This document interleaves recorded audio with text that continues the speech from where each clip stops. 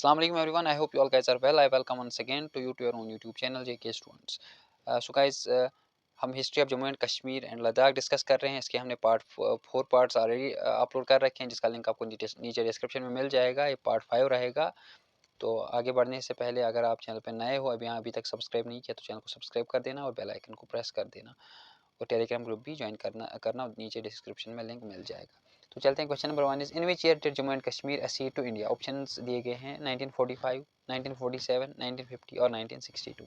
सो इसका जो right answer है दैट्स 1947 में यहाँ पे इंस्ट्रूमेंट ऑफ एसेशन महाराजा हरी सिंह की तरफ से साइन किया गया था, और बदले में इंडिया ने यहाँ पे मिलिट्री सपोर्ट कश्मीर को दिया था। ठीक है, तो यहाँ हरी सिंह को उस टाइम पे दिया था। Next question is who was the prime minister of Jammu, who was the first prime minister of Jammu and Kashmir। तो जम्मू एंड कश्मीर का पहला प्राइम मिनिस्टर कौन था, इंपॉर्टेंट क्वेश्चन बनता है। ऑप्शंस दिए गए हैं शेख अब्दुल्ला, हरी सिंह, गुलाब सिंह और डॉक्टर फारूक अब्दुल्ला। इसका जो राइट आंसर है that Sheikh Abdullah was the first prime minister of Jammu and Kashmir. Next question, what is the significance of article 370 in contest of Jammu and Kashmir.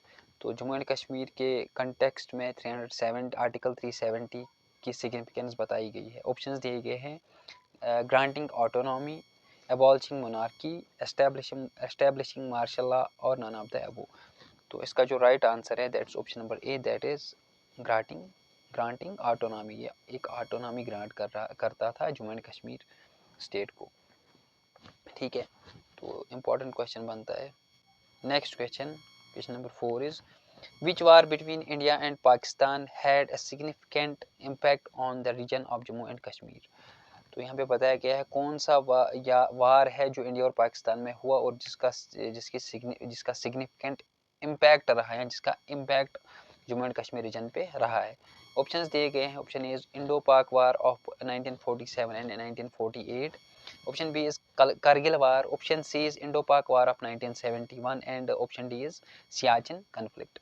तो इसका जो राइट आंसर है that is option A, that's Indo Pak war of 1947 and 1948 जो हुआ था उस पर जो है सिग्निफिकेंट इम्पैक्ट रहा जम्मू एंड कश्मीर रीजन पे। ठीक है, नेक्स्ट क्वेश्चन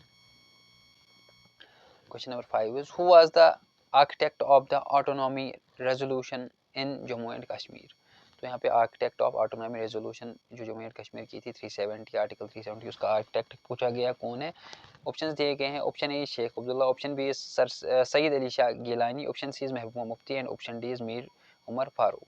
इसका जो right answer that option A, that is Sheikh Abdullah, जिसे हम शेर कश्मीर भी कहते हैं। Next question is which is the what is the line of control, जिसे हम LOC भी कहते हैं, in contest of Jammu and Kashmir. तो LOC के बारे में पूछा गया है, in contest of Jammu and Kashmir क्या है। Option A is international border, option B is de facto border between India and Pakistan, option C is separation line between Jammu and Kashmir regions and option D is administrative boundary।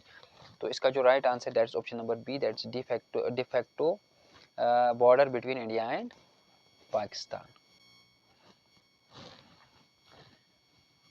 Next question,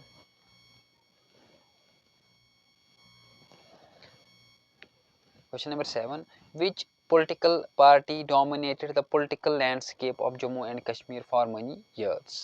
options दिए गए हैं Indian national Congress, Jammu and Kashmir national conference, Bharatiya Janata party और peoples democratic party.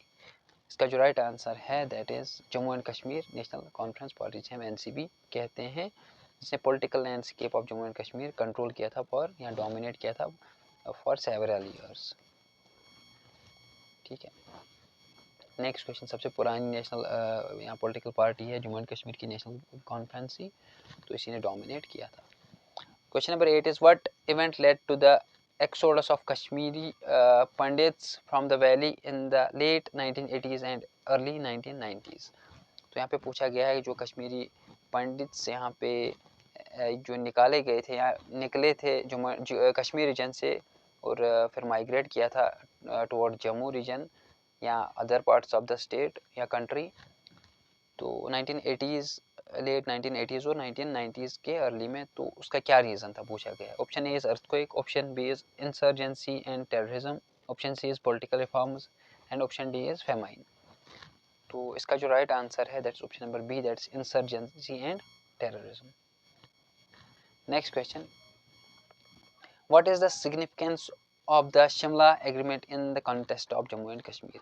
यहाँ पे जो Shimla agreement हुआ था उसके कॉन्टेक्स्ट में जम्मू एंड कश्मीर की सिग्निफिकेंस क्या रही है, ये बताया गया है। ऑप्शंस दिए गए हैं। Option A is establishing peace between India and Pakistan, option B is formation of the state of Jammu and Kashmir, option C is reorganisation और recognition of line of control and option D is abolition of article 370। इसका जो right answer है that's option number C, that is recognition of line of control. Shimla agreement के context में Jammu and Kashmir की क्या significance रही, यहाँ पे recognition of line of control यहाँ पे दी गई थी, recognition line of control LOC को। Next question, who is known as the line of Kashmir, और शेर कश्मीर भी इसे कहा जाता है। तो मैंने अभी एक बार बता दिया। इसका जो ऑप्शंस दिए गए हैं that's option A is Hari Singh, option B Sheikh Abdullah, option C is Syed Ali Shah Geelani and option D is Burhan Wani. इसका जो राइट आंसर है that is Sheikh Abdullah is known as the line of Kashmir और शेर कश्मीर।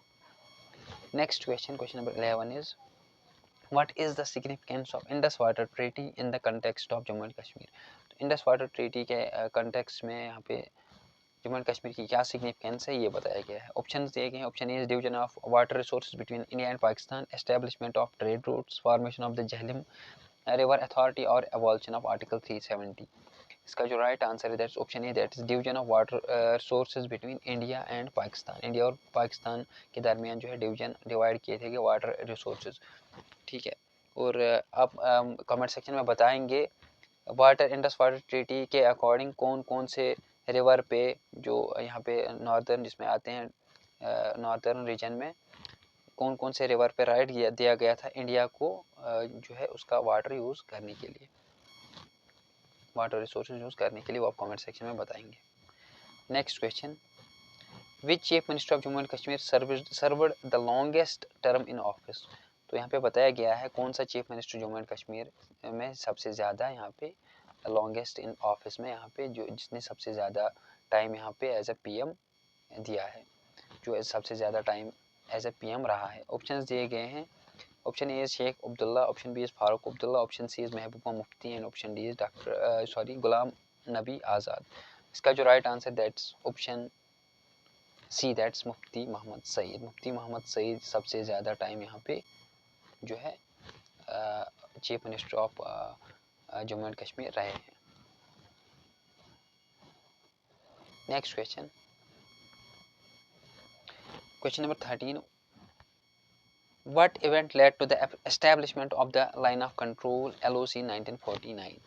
तो यहाँ पे कौन सा इवेंट जो है जिसने लेड किया, जिसने यहाँ पे establishment of line of control जो है एस्टेब्लिश करने में यहाँ पे जो है जोर दिया था।